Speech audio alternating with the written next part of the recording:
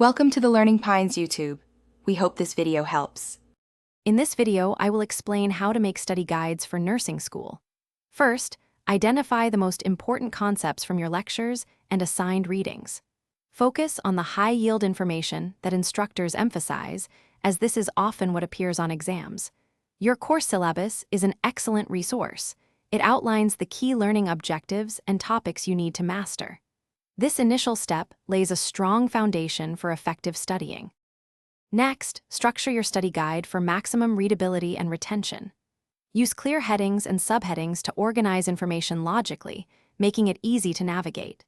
Bullet points and short, concise phrases are far more effective than long paragraphs.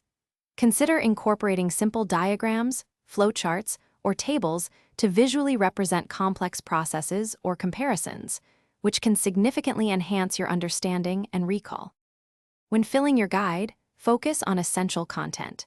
Clearly define medical terminology and pharmacological concepts, including drug classifications and common side effects. List the signs and symptoms of various conditions, along with appropriate nursing interventions. Don't forget to include normal lab values and their critical ranges, as these are vital for patient assessment and care. Aim for a comprehensive yet concise overview.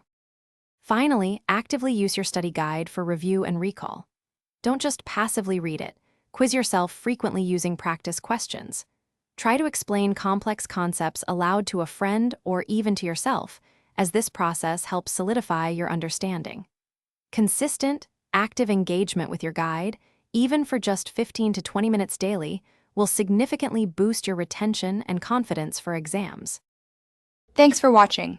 Consider subscribing if we helped you.